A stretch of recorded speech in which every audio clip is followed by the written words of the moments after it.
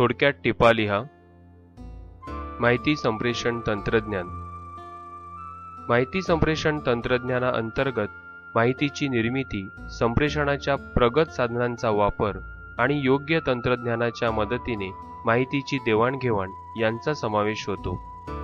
माहिती संप्रेषण तंत्रज्ञानामुळे शिक्षण प्रक्रियेत अनेक बदल होत आहेत. शिक्षक हे मार्गदर्शक आणि सल्लागाराच्या भूमिकेत असून विद्यार्थी कोठूनही अध्ययन करून माहिती मिळवू शकतात. माहिती संप्रेषण तंत्रज्ञान ज्ञानाधिष्ठित समाज उभारण्यात महत्त्वाची भूमिका बजावत आहे. विविध प्रकारच्या विकासात येणाऱ्या अडचणी सोडवण्याची क्षमता माहिती संप्रेषण तंत्रज्ञानात आहे. वापरकर्ता, संप्रेषण, माहिती, कृती, हार्डवेअर आणि सॉफ्टवेअर हे माहिती संप्रेषण तंत्रज्ञानाचे 6 घटक आहेत.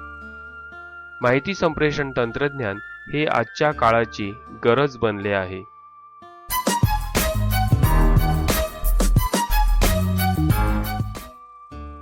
माहितीचा महामार्ग.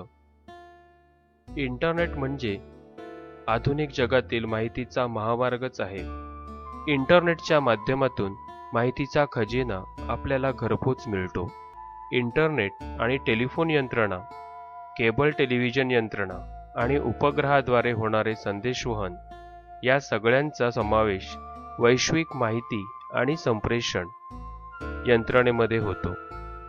छोट्या छोट्या पॅकेट्समध्ये माहिती विभागली आणि मेल व नेटवर्कमधून होणाऱ्या संप्रेषणामध्ये ती पाठवली जाते. पारंपरिक महामार्गाप्रमाणे माहितीच्या महामार्गावरही शासनाचे नियंत्रण असते. टेलिकम्युनिकेशन नेटवर्कमधून माहिती मिळवणे शक्य व्हावे यासाठी इंटरनेट, बुलेटिन बोर्ड, ऑनलाईन सेवा आणि इतर प्रकारच्या अनेक सेवा उपलब्ध असतात.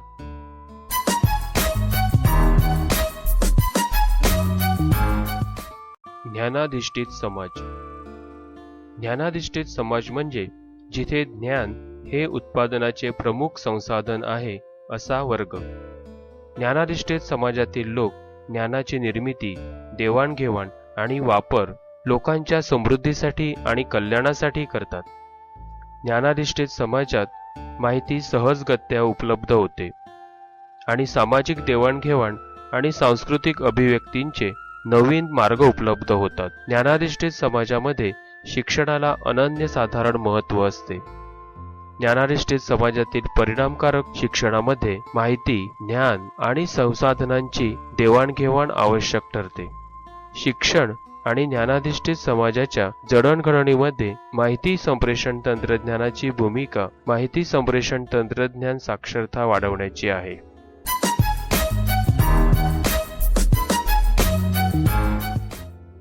साक्षरतेला प्रोत्साहन देणाऱ्या शिक्षकाच्या भूमिका. माहिती संप्रेषण तंत्रज्ञानाची कौशल्ये आत्मसात केलेला शिक्षक विद्यार्थ्यांना अनुभवातून मार्गदर्शन करू शकतो. विद्यार्थ्यांना मार्गदर्शन करताना शिक्षकांना पुढील भूमिका पार पाडाव्या लागतात. 1. अध्ययनकर्ता. अगदी थोड्या कालावधीत संगणक क्षेत्रात नवनवीन सोयींसह नवीन हार्डवेअर्स आणि सॉफ्टवेअर्स विकसित होत आहेत. त्यामुळे शिक्षकाचे ज्ञान अद्ययावत असणे आवश्यक आहे. 2. नियोजक. अचूक नियोजन आणि कार्यवाही असेल तरच संगणकाचा जास्तीत जास्त वापर आणि फायदा करून घेता येऊ शकतो. 3. अध्यापन. अध्यापन करताना शक्य तेवढे संगणक सॉफ्टवेअर्स वापरले पाहिजेत. उदाहरणार्थ ऑफिस सूट, VLC मीडिया प्लेअर, टॅली इत्यादी. 4. परीक्षक. संगणकाच्या मदतीने घटक चाचण्या, ट्युटोरियल्स, सत्र परीक्षांच्या प्रश्नपत्रिका तयार करणे आणि प्रश्नपेढ्या तयार करणे शक्य आहे.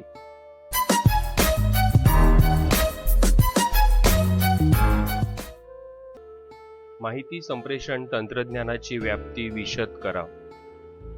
शिक्षण प्रक्रियेच्या सर्व अंगांना माहिती संप्रेषण तंत्रज्ञानाने व्यापले आहे.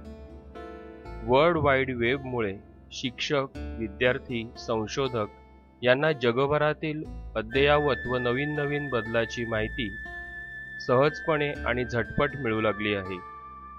दूरदर्शन सारख्या माध्यमातून विद्यार्थी, शेतकरी, खेळाडू यांना घर बसल्या मार्गदर्शन आणि प्रशिक्षण देता येते. अवघड शस्त्रक्रिया, धोकादायक व महागडे प्रयोग सिम्युलेशन पद्धतीने दृश्यरूप स्वरूपात करता येतात. इंटरनेटच्या माध्यमातून मुक्त विद्यापीठ व दूरशिक्षणाद्वारे घर बसल्या शिकता येते. अभ्यासक्रम, पाठ्यपुस्तके, संदर्भ ग्रंथ आणि संदर्भ साहित्य यांची माहिती इंटरनेटवर सहज उपलब्ध होते. प्रत्येक वयोगटाच्या विद्यार्थ्यांना विविध प्रकारच्या ऑडिओ व्हिडिओ सीडीज बाजारात उपलब्ध होतात. LCD, टीव्ही यांचा वापर सादरीकरणासाठी करून शिक्षण प्रक्रिया सुलभ, आनंददायी, गतिमान, आकलनक्षम आणि परिणामकारक झाली आहे. कमी खर्चात, कमी मनुष्यबळात व दोषविरहित ऑनलाईन परीक्षा घेऊन जलद निकाल घोषित करता येतात.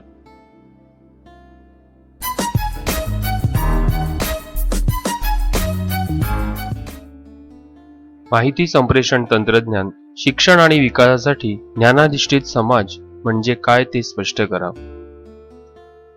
ज्ञानाधिष्ठित समाज म्हणजे जिथे ज्ञान हे उत्पादनाचे प्रमुख संसाधन आहे असा वर्ग. ज्ञानाधिष्ठित समाजात माहिती सहजगत्या उपलब्ध होते आणि सामाजिक देवाणघेवाण आणि सांस्कृतिक अभिव्यक्तींचे नवीन मार्ग उपलब्ध होतात. शिक्षण हे मूलभूत कौशल्यांचे संसाधन असून ज्ञानाधिष्ठित समाजामध्ये त्यास अनन्यसाधारण महत्त्व आहे. शिक्षण आणि ICT ही समाजाच्या विकासाच्या गाडीची दोन चाके आहेत. त्यामुळे माहिती संप्रेषण तंत्रज्ञानाशिवाय ज्ञानाधिष्ठित समाजास परिपूर्णता येत नाही.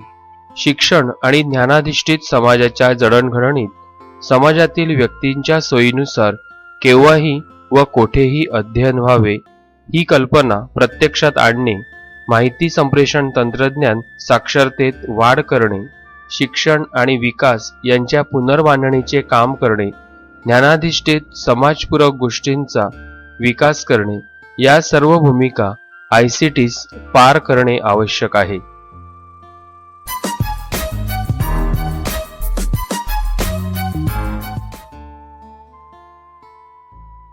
आव्हानात्मक कौशल्यांच्या गरजा कोणत्या? शिक्षण प्रक्रियेच्या सुधारणेसाठी पुढील आव्हानात्मक कौशल्यांचा विकास होणे आवश्यक आहे.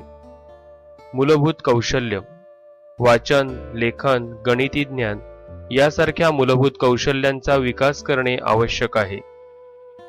वाचन, संगणक, तंत्रज्ञान आणि वाढती जागतिक स्पर्धा यामुळे अर्थशास्त्रीय बदल वेगाने होत आहेत. यासाठी वाचनाची गरज वाढली आहे.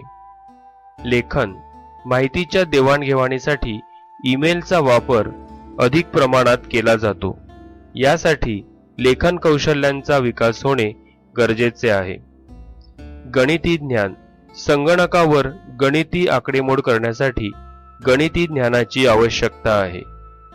प्रगत कौशल्ये, विशिष्ट नियमावर आधारित ज्यांची उत्तरे मिळवता येत नाहीत अशा समस्यांची उत्तरे शोधण्याची क्षमता म्हणजेच कुशल विचारशक्तीचा विकास होणे अपेक्षित आहे. गुंतागुंतीची कौशल्ये, लेखी किंवा तोंडी युक्तिवाद तसेच इतरांकडून व इंटरनेटवरून माहिती मिळवणे व त्याचा सुयोग्य वापर ही गुंतागुंतीची कौशल्ये विकसित करणे अपेक्षित आहे.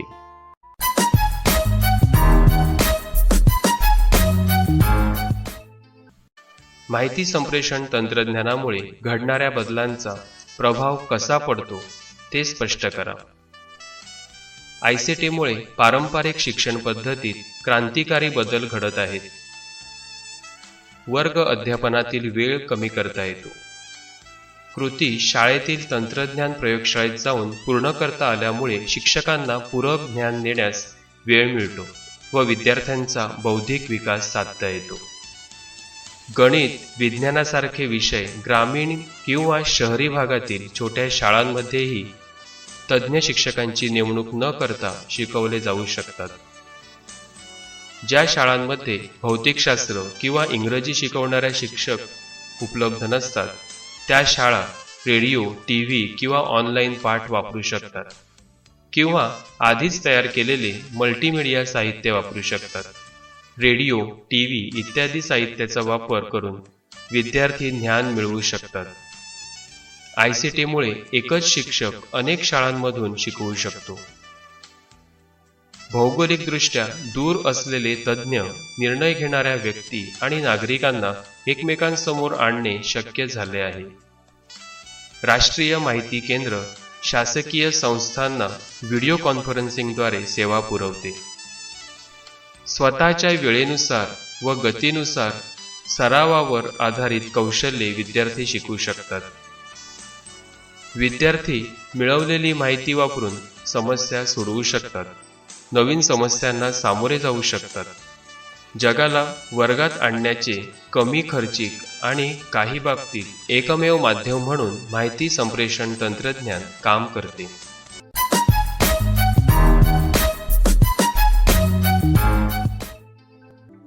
ब्लॉगची व्याख्या लिहा. ब्लॉगचे विविध प्रकार स्पष्ट करा. वापरकर्त्याची इंटरनेटवरील स्वतःची अशी विशिष्ट जागा जिथे युजर विशिष्ट लेख, संकल्पना, बातम्या, माहिती, मते इत्यादी मांडू शकतो, त्याला वेब ब्लॉग किंवा ब्लॉग असे म्हणतात. ब्लॉगवरील माहिती ब्लॉगला भेट देणारे युजर पाहू शकतात. ब्लॉगचे विविध प्रकार असतात: तंत्रज्ञान व ताज्या घडामोडी, राजकीय प्रश्न, क्रीडा, मनोरंजन.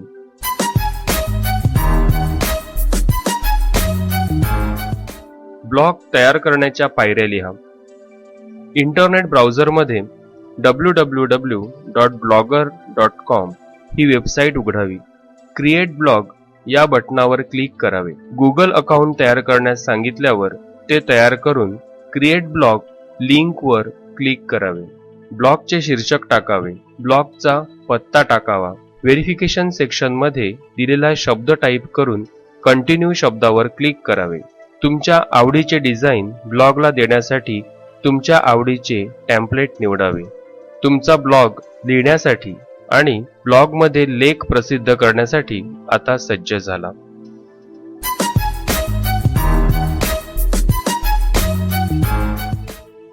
गुगल कशा प्रकारे उपयोगी आहे? गुगल ही बहुराष्ट्रीय सार्वजनिक संघटनात्मक कंपनी आहे. गुगलचे उपयोग पुढील प्रमाणे आहेत. वेबसाईटवरून आपणास हवी ती माहिती शोधण्यासाठी गुगल सर्च इंजिनचा उपयोग होतो. एखाद्या ठिकाणचा पत्ता व त्याचे स्थान शोधण्यासाठी ई-मॅप किंवा गुगल मॅप्सचा उपयोग होतो. जीमेल या गुगलच्या सुविधेमुळे आपणास ईमेल पाठवण्यासाठी गुगल उपयुक्त आहे. गुगल ट्रान्सलेटरच्या मदतीने भाषांतर करणे व गुगल ट्रान्सलिटरेशनच्या मदतीने देवनागरी भाषेत उच्चाराप्रमाणे टायपिंग करण्यासाठी उपयोग होतो.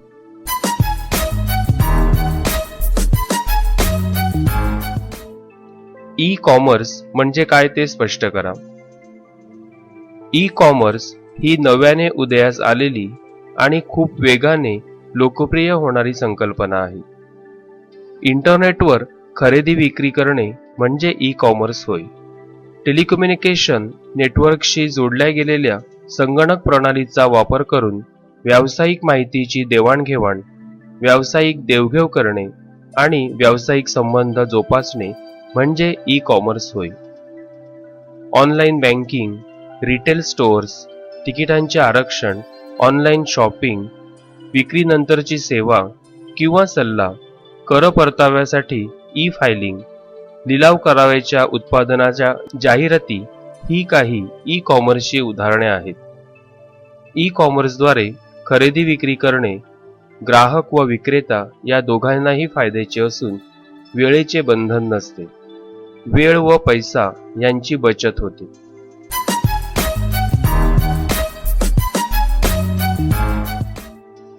EDI म्हणजे काय ते स्पष्ट करा. त्याचे फायदे लिहा.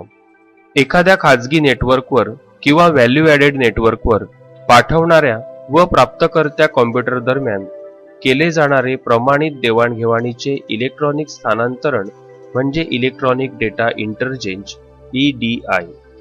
EDI हा मुख्यतः बहुविध किंवा पुन्हा पुन्हा देवघेवीची प्रक्रिया घडणाऱ्या ठिकाणी वापरला जातो.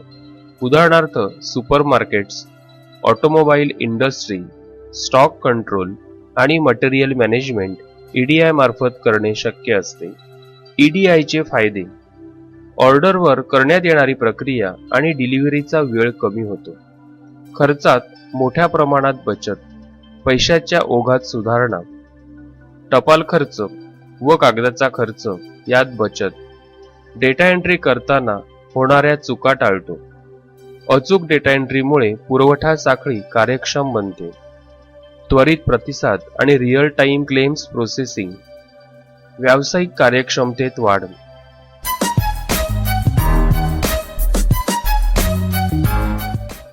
VoIP चे फायदे व तोटे लिहा. VoIP चे फायदे: संगणक व VoIP एकाच वेळी वापरता येतात. VoIP सेवांचा उपयोग प्रवासातही करता येतो. कमी खर्चिक व जलद असल्याने VoIP हा ग्राहकांसाठी संपर्काचा उत्कृष्ट पर्याय ठरत आहे. सध्या अस्तित्वात असलेल्या नेटवर्कमधील प्रमाणबद्ध व विश्वसनीय उत्पादनाच्या द्वारे VoIP ने व्हॉइस आणि डेटा इंडस्ट्रीमध्ये स्वतःचे स्थान निर्माण केले आहे. VoIP केंद्राभिसरणी संदेशवहन सेवांमधील सर्व उत्तम गोष्टी एकत्र आणतो. VoIP चे तोटे: डेटा हॅकिंगच्या शक्यतेमुळे संप्रेषणातील गोपनीयतेवर समस्या निर्माण होऊ शकते. नको असलेले व्हॉइसमेल्स व ईमेल्स येण्याची संभावना टाळता येत नाही. काही वेळा VoIP डेटा इंटरनेटवर अनएन्क्रिप्टेड स्वरूपात प्रवास करतो. त्यामुळे डेटा ट्रान्सफरमधील गोपनीयता हा महत्त्वाचा विषय आहे.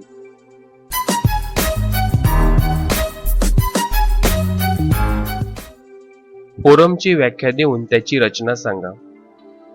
इतर लोकांबरोबर संवाद साधण्याची, विचारांची देवाणघेवाण करण्याची, सहयोग देण्याची इंटरनेटवरील जागा म्हणजे फोरम होय. उदाहरणार्थ चर्चा, chat rooms, messaging Windows, calendars यांच्याद्वारे ते शक्य होते. फोरमची रचना: फोरम म्हणजे विषय आणि पोस्ट यांचे रचनात्मक मिश्रण व त्यांचे विशिष्ट वर्गवारी केलेले सब फोरम्स. फोरमची सुरुवात प्रवर्गांनी होते. अनेक प्रवर्ग असल्यामुळे फोरमची विविध चर्चांमध्ये विभागणी केली जाऊ शकते. हे फोरम्स आणखी पुढे सब फोरममध्ये विभागले जातात. सब फोरमच्या सर्वात खालच्या स्तरावर विषयांचा अंतर्भाव असतो. हे टॉपिक्स किंवा विषय थ्रेड्स या नावाने ओळखले जातात. वापरकर्ते फोरमला भेट देऊन एखाद्या निवडलेल्या विषयावर त्यांची चर्चा सुरू करतात किंवा माहिती पोस्ट करतात.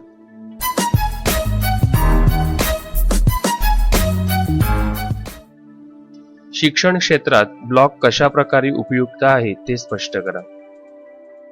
शिक्षण क्षेत्रात ब्लॉग हे विद्यार्थी व शिक्षक यांच्यासाठी माहितीच्या, विचारांच्या, सूचनांच्या देवाणघेवाणीसाठी एक उपयुक्त साधन बनले आहे. माहितीची, उपयुक्त सूचनांची देवाणघेवाण करण्यासाठी ब्लॉगचा उपयोग करता येतो. विद्यार्थ्यांना हवी असणारी उपयुक्त माहिती पुरवण्यासाठी शिक्षकांना ब्लॉग उपयोगी पडतो. ब्लॉगवर उपलब्ध असणाऱ्या विशिष्ट कल्पना, तंत्रे आणि साधनांचा शोध घेऊन त्यांचा वापर केल्याने विद्यार्थी व शिक्षक यांच्या ज्ञानाचा पाया भक्कम होण्यास मदत होते.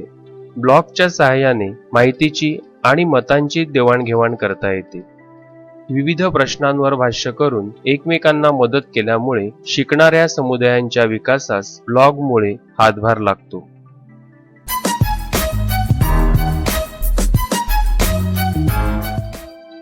गुगल अर्थ, विकिपीडिया वापरून तुम्ही विशिष्ट जागा कशी शोधाल ते स्पष्ट करा.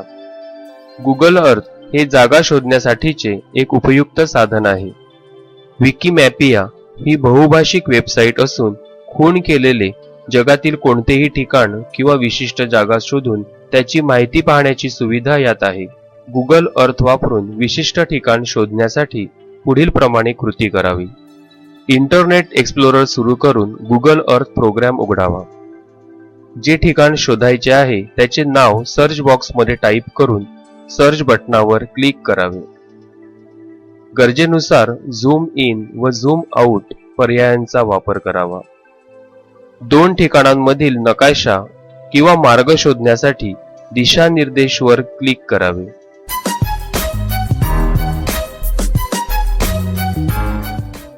स्पष्टीकरण द्या. E market.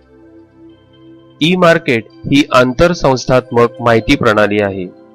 यात खरेदीदारांना आणि विक्रेत्यांना उत्पादनाविषयी आणि त्यांच्या किमतीविषयी, पेमेंटविषयी आणि सेवांविषयी इंटरनेट नेटवर्क्स आणि डिजिटल तंत्रज्ञानाचा उपयोग करून माहितीची देवाणघेवाण करण्याची सुविधा असते. एक किंवा अनेक इलेक्ट्रॉनिक पद्धती किंवा मीडियाचा संबंध असलेले विक्रेत्यांकडून खरेदीदारांकडे होणारे वस्तूंचे स्थानांतरण म्हणजे ई मार्केटिंग. भौतिक बाजाराचे ई मार्केट हे व्हर्च्युअल प्रतिनिधित्व करते. भौगोलिकदृष्ट्या दूर पल्ल्याच्या व्यापाऱ्यांसाठी ते फायद्याचे ठरते. ई मार्केटिंगच्या मदतीमुळे जाहिरातदारांना ग्राहकांना आकर्षित करणाऱ्या मोहिमांमार्फत आपल्या ग्राहकांपर्यंत प्रभावीपणे पोहोचता येते. ग्राहकांचा कल ओळखून त्यानुसार उत्पादनांमध्ये किंवा सेवांमध्ये सुधारणा करता येते किंवा त्यात बदल करता येतो. ई मार्केटिंग मोहीम पारंपरिक व्यापारी पद्धतीपेक्षा कमी खर्चात योग्य ग्राहकांपर्यंत पोहोचू शकते. एका टोकापासून दुसऱ्या टोकापर्यंत होणाऱ्या व्यवहाराला लागणारा वेळ वाचतो.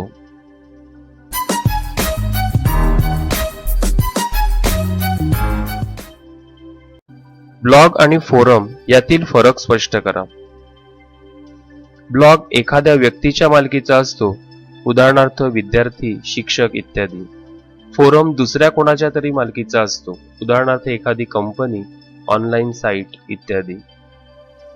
ब्लॉग हा एखाद्या विशिष्ट विषयाकरता असतो. फोरम हा सर्वसाधारण जनतेने पोस्ट केलेल्या संदेशांचा एक संग्रह असतो, उदाहरणार्थ प्रश्नोत्तर स्वरूपात. ब्लॉग हा एका व्यक्तीने कोणत्या तरी विषयावर केलेल्या लिखाणाचा संग्रह असू शकतो. फोरम हा एखाद्या टॉपिकवर लोकांनी दिलेल्या प्रतिक्रियांचा संग्रह असू शकतो. ब्लॉग सभासद बनवून घेऊ शकत नाही. काही फोरम्स वेगवेगळ्या ब्लॉग्सना सभासद बनवून घेऊ शकतात.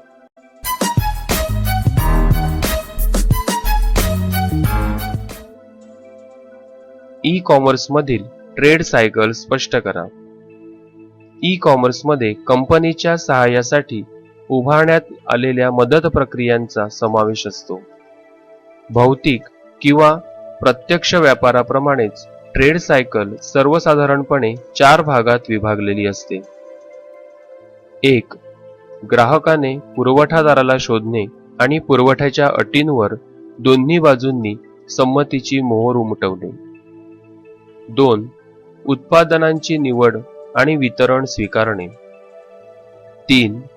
ई कॉमर्समध्ये उत्पादनाच्या निवडीबरोबरच पेमेंट आणि इनव्हॉइसची प्रक्रिया सामान्यतः पूर्ण केली जाते. 4.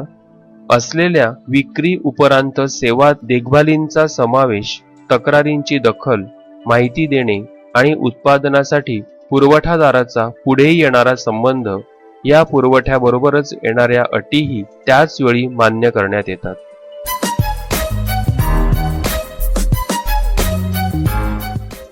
मॅप्स आणि नेव्हिगेशन यावर टिपा लिहा. कोणत्याही गुगल मॅपवर 2 मितींमध्ये नेव्हिगेट करता येते. व्ह्यू हलविता येतो. मॅप पॅन करण्यासाठी पुढीलपैकी एक क्रिया करावी. मॅपवर क्लिक करून ड्रॅग करावे. उत्तर दिशेला सरकविण्यासाठी कीबोर्डवरील अप ॲरो की दाबावी. दक्षिण दिशेला सरकण्यासाठी कीबोर्डवरील डाऊन ॲरो की दाबावी. पूर्व दिशेला सरकण्यासाठी कीबोर्डवरील राईट ॲरो की दाबावी. पश्चिम दिशेला सरकण्यासाठी कीबोर्डवरील लेफ्ट ॲरो की दाबावी. वरील कृती माऊसचा उपयोग करून पॅन कंट्रोलच्या सहाय्यानेही करता येतात.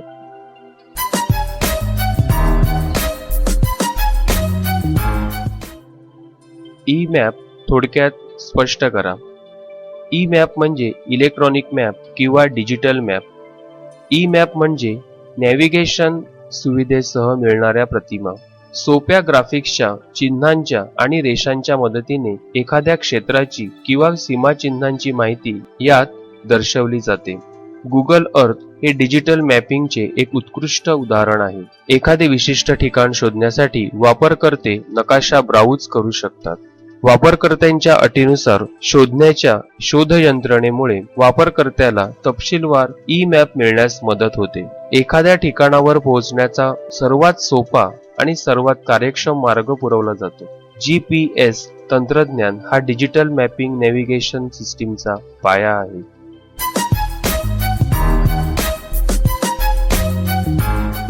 ई-गव्हर्नन्स व्याख्या लिहा. संबंधित आवश्यक साइट्सना इंटरनेटवर भेट देऊन नागरिक शासकीय माहिती ॲक्सेस करू शकतात. त्या प्रणालीला ई-गव्हर्नन्स म्हणतात. त्याचा संबंध सरकारी प्राधिकरणे माहिती संप्रेषण तंत्रज्ञान करत असलेल्या उपयोगाशी असतो. त्याचा वापर सार्वजनिक सेवांचा जलद व कार्यक्षम पुरवठा करण्यासाठी केला जातो.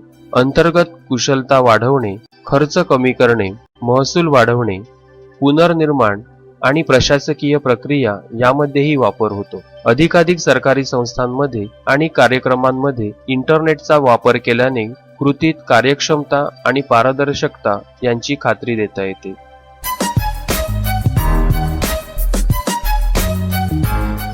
मॅप लेयर्स थोडक्यात स्पष्ट करा.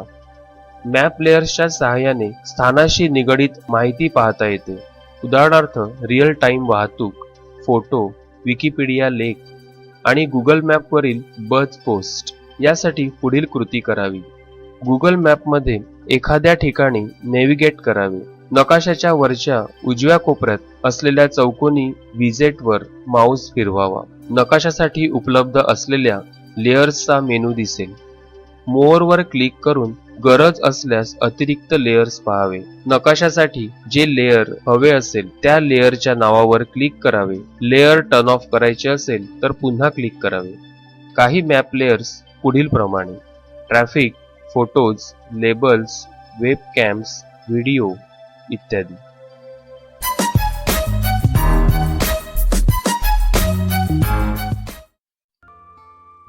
गणित व विज्ञान विषयाकरिता ICTचे फायदे स्पष्ट करा. गणित व विज्ञान या विषयांकरिता होणारे ICTचे फायदे पुढील प्रमाणे आहेत. 1. विषयाची निवड. अध्ययन मनोरंजक, परिणामकारक व आकलनक्षम होते आणि अध्ययनाची गोडी निर्माण होते. अध्ययनास सहकार्य, सहकारी, तज्ञ शिक्षक, शास्त्रज्ञ यांच्या मदतीने शिकण्याची संधी मिळते. मार्गदर्शन. गरजेनुसार एकमेकांचे मार्गदर्शन मिळते. माहितीचे विश्लेषण आणि मांडणी. उपलब्ध माहितीचे निरनिराळ्या पद्धतीने विश्लेषण आणि मांडणी करणे शक्य होते. समस्या निराकरण. एकमेकांच्या मदतीने मार्गदर्शनाने आव्हानात्मक प्रश्नांची उकल करण्याची व त्यातून शिकण्याची संधी मिळते.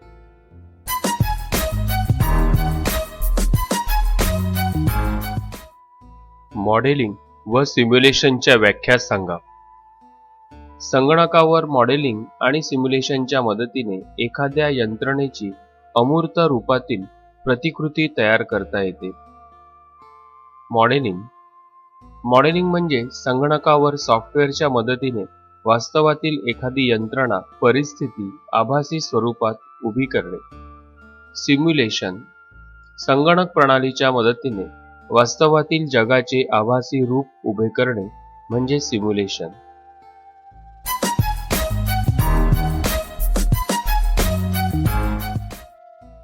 मॉडेलिंग व सिम्युलेशन मधील फरक स्पष्ट करा. मॉडेलिंग म्हणजे संगणकावर सॉफ्टवेअरच्या मदतीने वास्तवातील एखादी यंत्रणा, परिस्थिती आभासी स्वरूपात उभी करणे. सिम्युलेशन म्हणजे संगणक प्रणालीच्या मदतीने वास्तवातील जगाचे आभासी रूप उभे करणे. संगणकीय मॉडेलिंग हे सिम्युलेशनचा भाग असते. सिम्युलेशन हे व्यापक असते. मॉडेलिंग अंतर्गत त्या यंत्रणेची वास्तवातील प्रतिकृती तयार केली जाते. सिम्युलेशन अंतर्गत प्रतिकृती तयार करून प्रतिकृतीचे कार्य कसे चालते हे दाखवले जाते किंवा आपणास पाहता येते.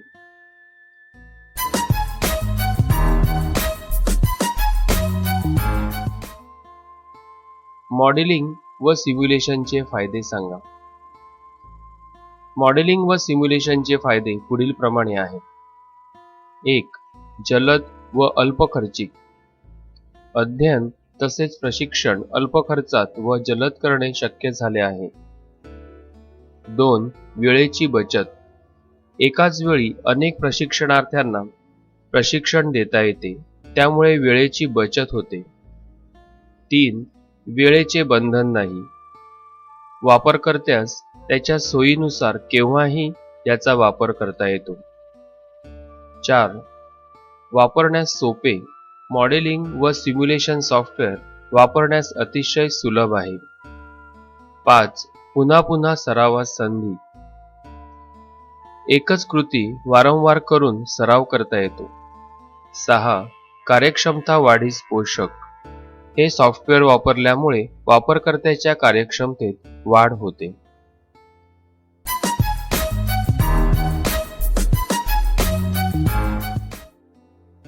आयसीटीचा विज्ञानातील वापर उदाहरणासह स्पष्ट करा. संगणक, सॉफ्टवेअर आणि डिजिटल साधनांच्या वापरामुळे विज्ञानातील कृती करणे, माहिती मिळवणे सोपे व फायदेशीर झाले आहे.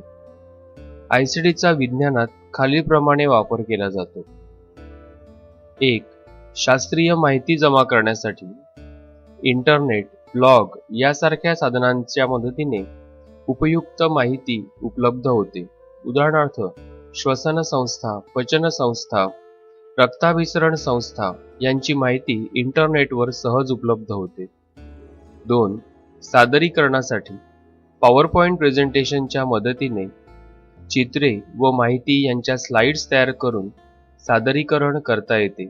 उदाहरणार्थ अणूची संरचना स्लाइडच्या मदतीने सादर करणे शक्य होते. 3. दिग्दर्शनासाठी. धोकादायक, महागडे प्रयोग करून पाहणे किंवा दाखवणे शक्य नसते. सिम्युलेशन, ॲनिमेशन यांचा वापर करून आभासी पद्धतीने या प्रयोगांचे दिग्दर्शन करता येते.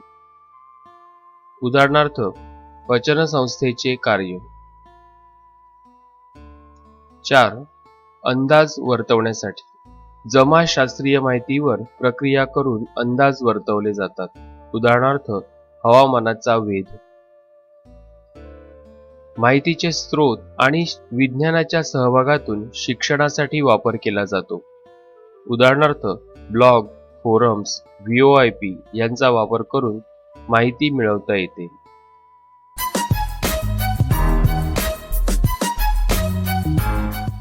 आयसीटीचा गणितातील वापर उदाहरणासह स्पष्ट करा. आयसीटीच्या गणितातील वापरामुळे विद्यार्थ्यांना स्वतः कृती करीत शिकता येते.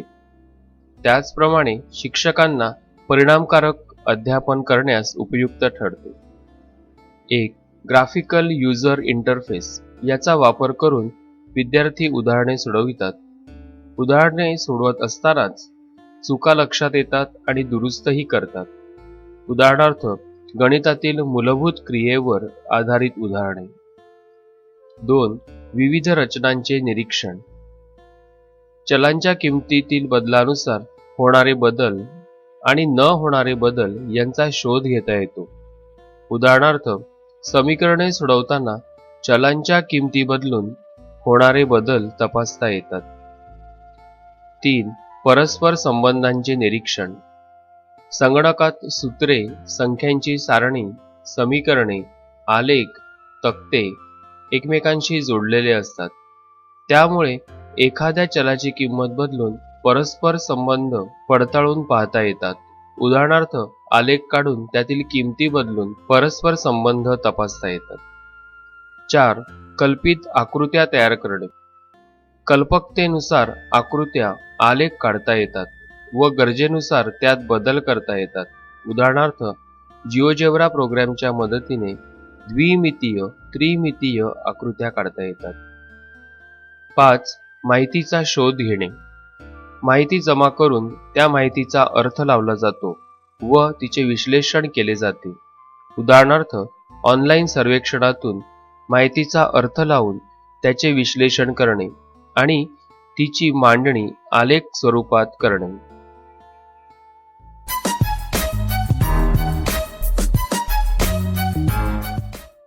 मॉडेलिंग म्हणजे काय? उदाहरणासह स्पष्ट करा. वास्तवातील यंत्राची, वस्तूची किंवा यंत्रणेची वास्तवातील यंत्राप्रमाणेच काम करणारी सॉफ्टवेअरच्या मदतीने संगणकावर तयार केलेली डिजिटल प्रतिकृती म्हणजे मॉडेलिंग होय. उदाहरणार्थ गणित, विज्ञान, भूगोल यासारख्या विषयांच्या अध्यापनातही संगणकीय मॉडेलिंग उपयुक्त ठरते. युद्धखेळ, आपत्ती व्यवस्थापन, अध्यापन यासाठी मॉडेलिंगचा उपयोग होतो. मॉडेलिंगमुळे सुरक्षित वातावरणात अनेक गोष्टी शिकता येतात. प्रत्यक्ष यंत्रणा तयार करताना चाचणी घेता येते.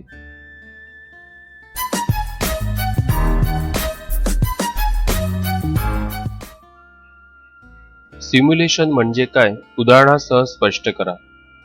संगणक प्रणालीच्या मदतीने वास्तवातील जगाचे आभासी रूप उभे करणे म्हणजे सिम्युलेशन होय. यामध्ये वास्तवात उद्भवणारी परिस्थिती आभासी रूपात निर्माण करून प्रतिकृती प्रत्यक्षात कसे कार्य करते हे दाखवता येते. उदाहरणार्थ धोकादायक प्रयोग, प्रशिक्षणे कोणत्याही हानीशिवाय सुरक्षित व अल्प खर्चात पार पाडता येतात. स्फोटके तयार करणे, त्यांची परिणामकारकता पाहणे यासारख्या गोष्टी सिम्युलेशनच्या सहाय्याने पडताळून पाहता येतात.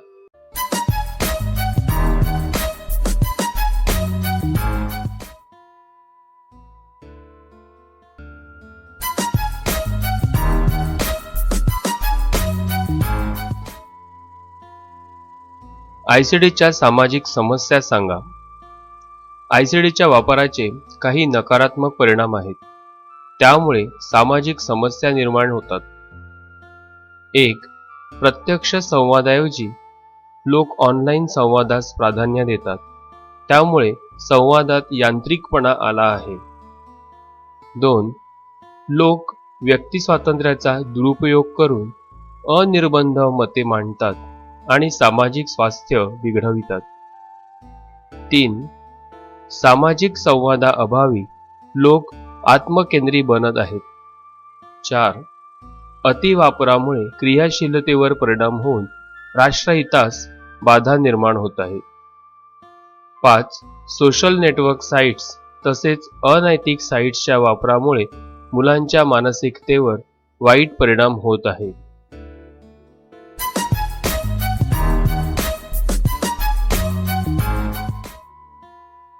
ई कॉमर्सचे फायदे लिहा. खरेदी विक्रीचे व्यवहार जलद होतात. जलद व दर्जेदार ग्राहक सेवा मिळतील. ई कॉमर्सच्या व्यापारात पारंपरिक व्यापारापेक्षा वस्तूची किंमत कमी असते. ऑनलाईन खरेदी विक्रीमुळे कमी खर्चात आणि जलद गतीने आर्थिक देवाणघेवाण करणे शक्य होते.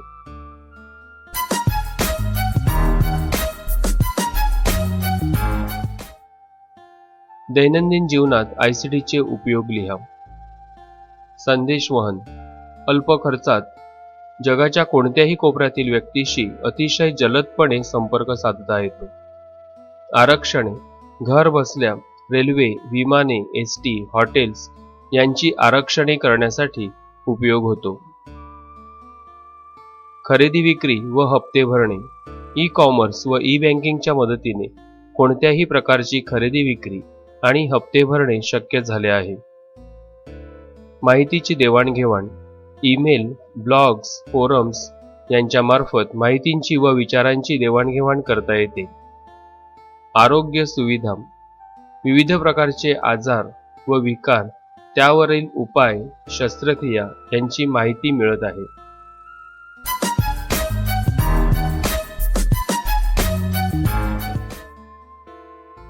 सामाजिक संबंध, मैत्री व परिवार संबंध स्थापण्यासाठी आयसीटी कशा प्रकारे उपयुक्त ठरते?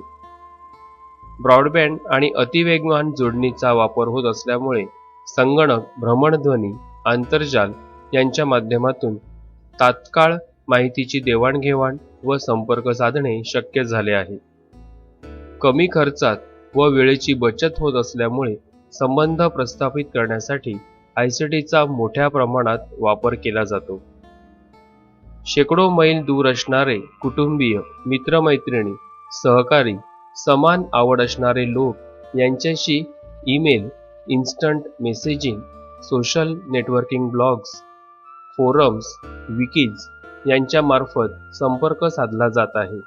Social networking sites Facebook, Orkut, Google groups यांचाही उपयोग संबंध स्थापण्यासाठी केला जातो.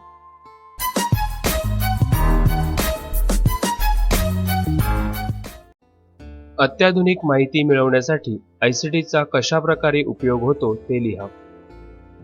आज इंटरनेटवर माहितीचा खजिनाच असून हा उपलब्ध करून देण्यासाठी आयसीटीने जगाची कवाडे उघडली आहेत. रोज सुमारे 2 ते 3 कोटी नवीन माहितीच्या पानांची त्यात भर पडत आहे. संदर्भासाठी विद्यार्थ्यांना, शिक्षकांना किंवा संशोधकांना जी माहिती हवी असेल ती इंटरनेट ब्राउझर व आयसीटीच्या साधनांच्या मदतीने मिळवता येते. Ask, Google, MSN, Yahoo, Rediff यासारखी सर्च इंजिन्स व संगणक, भ्रमणध्वनी, इंटरनेट या आयसीटीच्या साधनांच्या मदतीने आपणास ही माहिती मिळवता येते.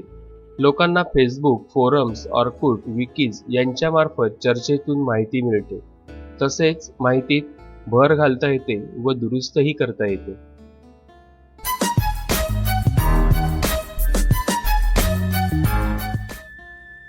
शिक्षणातील आयसीटीचा उपयोग लिहा. शिक्षणात आयसीटीचा उपयोग केल्यामुळे शिक्षण प्रक्रिया आनंदी, मनोरंजक, आकलनक्षम व परिणामकारक झाली आहे. अध्यापन. संगणक, LCD, दूरदर्शन यांचा वापर केल्याने अध्यापन मनोरंजक व आकलनक्षम होते. सादरीकरण, ॲनिमेशन व ध्वनी यांचे परिणाम देऊन केल्यास अध्यापनात जिवंतपणा येतो. मूल्यमापन. ऑनलाईन परीक्षा घेता येते. विद्यार्थ्यांना स्वयंमूल्यमापन करणे शक्य होते. व्हर्च्युअल प्रयोगशाळा. प्रयोगांच्या कृती सिम्युलेशनद्वारे दाखविता येतात. ऑनलाईन मार्गदर्शन. विद्यार्थ्यांना घर बसल्या कृती करणे, अध्ययन करणे, तज्ज्ञ मार्गदर्शकांचे मार्गदर्शन मिळवणे शक्य होते. प्रशिक्षण सामग्री तयार करणे. तज्ज्ञ शिक्षकांच्या व्याख्यानांचे रेकॉर्डिंग करून विद्यार्थ्यांना ऐकवणे, त्यावर चर्चा करणे, चर्चेतून नवीन मुद्द्यांची भर घालणे यामुळे शिक्षण प्रभावी व आनंददायी होते.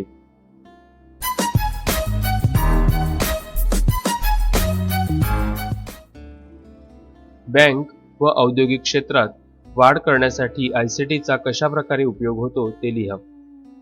बँकिंग. ऑनलाईन बँकिंग हा बँकांचा अविभाज्य भाग बनला आहे.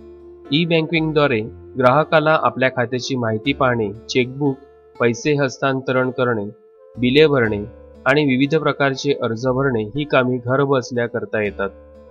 ATMच्या मदतीने केव्हाही आणि कुठेही आपल्या खात्यातून रक्कम काढता येते, शिल्लक पाहता येते, नुकत्याच झालेल्या व्यवहाराची माहिती मिळविता येते.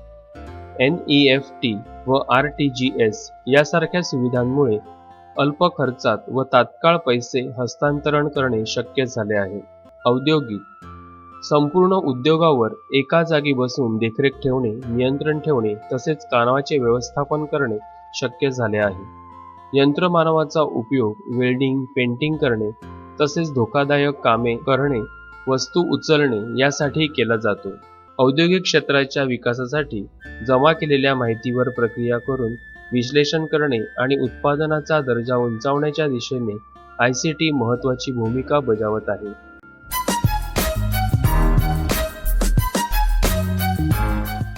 टीप लिहा. आरोग्य व आयसीटी. आयसीटीच्या वापरामुळे आरोग्याच्या दृष्टीने अधिक फायदे आहेत, परंतु त्याचा अतिवापर किंवा गैरवापर झाला तर अनेक समस्यांना सामोरे जावे लागते. आयसीटीचे आरोग्याच्या दृष्टीने फायदे. आरोग्याशी निगडीत समस्या, आजार व विकार, औषधांचा, औद्योगिकरणाचा आरोग्यावर होणारा परिणाम आणि त्यावरील उपाय यांची माहिती इंटरनेटवर उपलब्ध होते. डिजिटल क्ष-किरण, आंतरदर्शी, अल्पशास्त्र क्रियातंत्र, CT स्कॅन, MRI यासारख्या तंत्रज्ञानामुळे आरोग्याच्या दृष्टीने रोगांचे अचूक निदान करणे शक्य झाले आहे. चांगल्या व्यवहारासाठी चौरस आहार, वयोगटानुसार आहारातील पोषण द्रव्यांचे प्रमाण यांची माहिती घर बसल्या खेडोपाडी ICTच्या मदतीने मिळविता येते. ICTच्या चुकीच्या व अतिवापरामुळे निर्माण झालेल्या समस्या, शारीरिक तक्रारी व मानसिक ताणतणाव निर्माण होतो. संगणकीय खेळ खेळताना किंवा काम करताना ICTच्या साधनांचा तासनतास वापर केल्याने क्रियाशीलतेवर परिणाम होतो. संगणकासमोर योग्य पद्धतीने न बसल्यामुळे पाठीच्या कण्यास बाक येतो. संगणकाच्या अतिवापरामुळे व प्रखर प्रकाशामुळे डोळ्यांवर ताण येऊन दृष्टिदोष निर्माण होतात.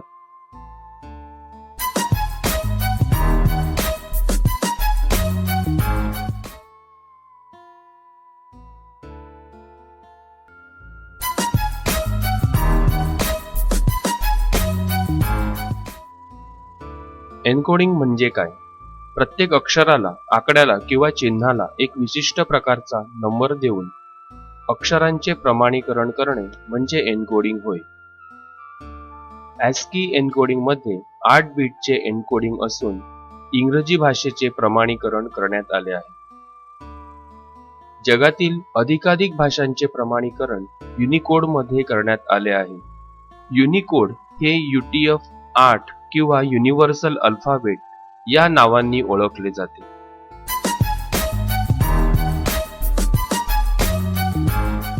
टीप लिहा. मराठी विकिपीडिया. मराठी विकिपीडिया हा मराठी भाषेसाठी मुक्त ज्ञानकोश असून याच्यामधील माहिती संपादन करणे, नवीन माहितीची भर घालणे, नोंदी नोंदवणे यासारख्या गोष्टी आपणास यावर करता येतात. मराठी विकिपीडिया 2003 पासून अस्तित्वात आला असून इंग्रजी विकिपीडियाच्या तुलनेत अतिशय कमी म्हणजेच 39,285 लेख आज अखेर मराठी विकिपीडियावर उपलब्ध आहेत. ग्रामीण बोलीभाषेमध्येही लेख उपलब्ध असून शोध घेणे व भाषांतरित करणे या सुविधा उपलब्ध आहेत. मराठी विकिपीडियामध्ये माहितीची भर घालून ती अधिक समृद्ध करण्यासाठी आपले सर्वांचे योगदान महत्त्वाचे आहे.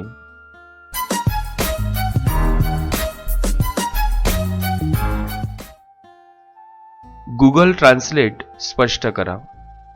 गुगल ट्रान्सलेट हे विनाशुल्क भाषांतरकार सॉफ्टवेअर असून हे मानवी भाषांतरकारांच्या हस्तक्षेपाशिवाय भाषांतर करण्याचे काम करते. आज जगभरातील जवळजवळ 80 भाषांचे परस्पर रूपांतर करण्याची सुविधा ट्रान्सलेटरने करून दिली आहे. गुगल ट्रान्सलेटरच्या मदतीने हिंदी, कन्नड, तेलुगू, तमिळ, गुजराती, उर्दू, बंगाली, मराठी, पंजाबी, नेपाळी या 10 भारतीय भाषात भाषांतर करण्याची सोय आहे.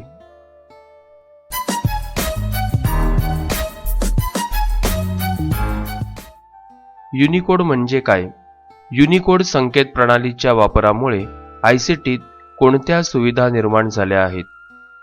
जगातील माणसांना संगणक व आंतरजालाच्या माध्यमातून आपल्या भाषांमधून संवाद साधणे आणि व्यवहार करणे यासाठी लिपिचिन्हाची संकेत प्रणाली तयार करण्यात आली. मजकूर व चिन्हे यांचे प्रतिनिधित्व करणारी संकेत प्रणाली म्हणजे युनिकोड होय. युनिकोडच्या वापरामुळे पुढील सुविधा निर्माण झाल्या आहेत. 1. कोणत्याही भाषेत संकेतस्थळ तयार करता येते. 2. सर्व प्रकारच्या संगणकात वाचन करता येते. 3.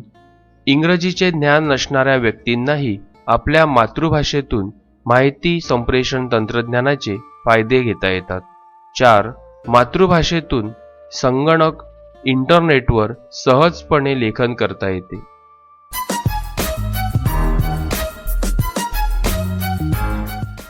ट्रान्सलिटरेशन म्हणजे काय? इंग्रजी लिपीत फोनेटिक टायपिंग करत असताना त्यांच्या उच्चाराप्रमाणे निवडलेल्या देवनागरी भाषेत त्या अक्षरांचे रूपांतरण केले जाते. त्यास ट्रान्सलिटरेशन असे म्हणतात. ट्रान्सलिटरेशनमध्ये मजकुराचे भाषांतर केले जात नाही, तर यामध्ये शब्दांचा ध्वनी एका अक्षरातून दुसऱ्या अक्षरात रूपांतरित होतो.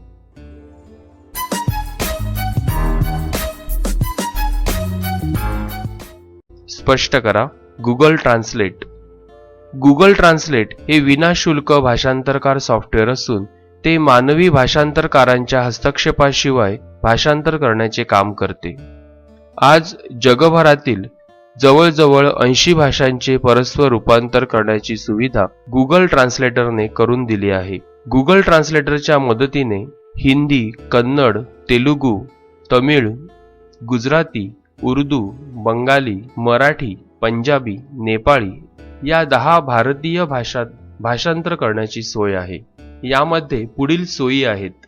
1. इनपुट पद्धती. प्रथम भाषेची निवड करून मजकूर टाईप केल्यास त्याचे भाषांतरित रूप त्या चौकटीसमोर येते. 2. शब्दकोश व दुरुस्ती.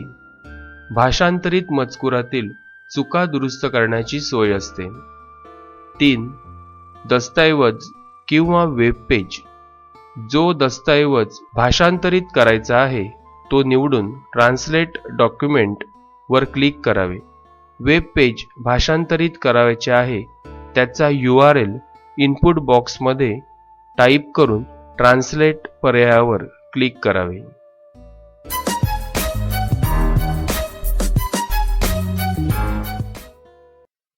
जिओजेब्रा स्क्रीनच्या वेगवेगळ्या भागांची नावे लिहा. जिओजेब्रा स्क्रीनचे भाग पुढील प्रमाणे आहेत. Title bar, menu bar, tool bar, algebra view, graphic view, input बार.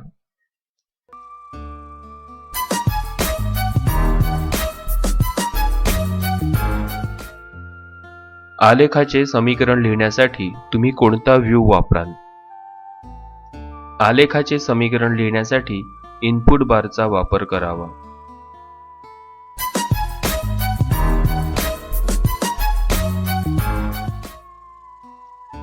दिलेल्या माहितीचा मध्य, मध्यक व बहुलक काढण्याच्या 2 पद्धती लिहा. मध्य, मध्यक व बहुलक यांच्या किमती काढण्याच्या 2 पद्धती आहेत. इनपुट बारचा वापर करून दिलेली माहिती सूत्रानुसार इनपुट बारमध्ये टाईप करावी. इनपुट बार आणि स्प्रेडशीट व्ह्यूचा वापर करून स्प्रेडशीट व्ह्यू निवडून त्यातील A स्तंभात माहिती भरावी व तो स्तंभ निवडावा. त्यावर राईट क्लिक करून क्रिएट लिस्ट हा पर्याय निवडावा. कमांड लिस्टमधून आवश्यक तो पर्याय म्हणजेच मीन, मीडियन, मोड निवडावा. इनपुट बारवर योग्य ते सूत्र टाईप केल्यास अल्जेब्रा व्ह्यू मध्ये आपणास त्याची किंमत मिळते.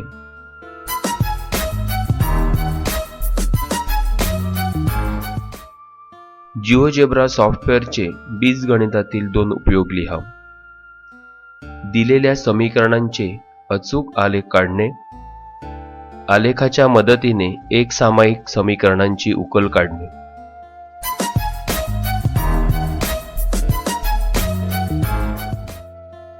जिओजेब्राचा सांख्यिकीत वापर लिहा. दिलेल्या सामग्रीवरून मध्य, मध्यक, बहुलक यांच्या किमती काढण्यासाठी वापर होतो. दिलेल्या माहितीवरून आयतालेख, वारंवारता बहुभुज काढता येतात.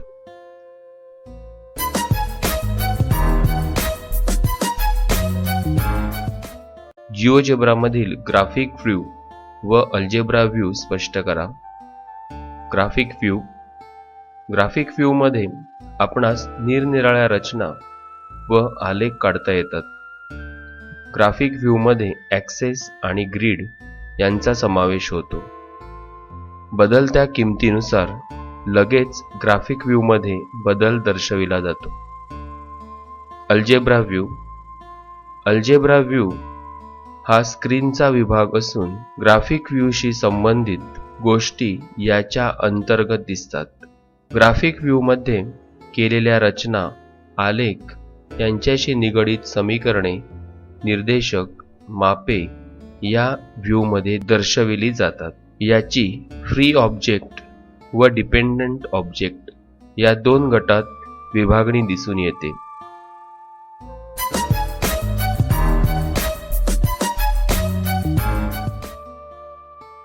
Segment with given length from point हे टूल वापरून 6.3 सेंटीमीटर लांबीचा रेषाखंड काढण्यासाठी कृतीच्या पायऱ्या लिहा.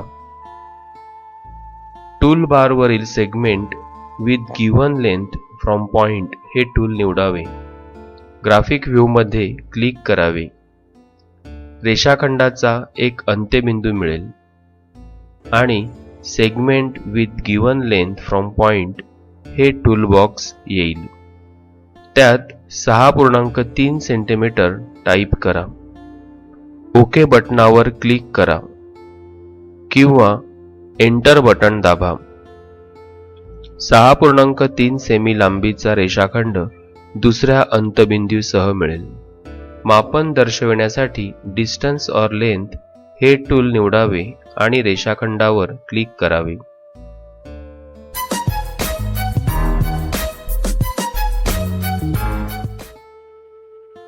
अँगल विथ गिव्हन साइज हे टूल वापरून 75 अंश मापाचा कोन काढण्यासाठी पायऱ्या लिहा. टूल बारवरील अँगल विथ गिव्हन साइज हे टूल निवडावे आणि ग्राफिक व्ह्यूमध्ये 2 बिंदू निश्चित करावेत. अँगल विथ गिव्हन साइज चा डायलॉग बॉक्स येईल. त्यामध्ये 75 अंश माप टाईप करावे. ओके बटनावर क्लिक केल्यास कोनावरील 3 बिंदू मिळतील. वेक्टर बिटवीन 2 पॉइंट्स हे टूल निवडावे व कोनांच्या भुजा काढाव्यात.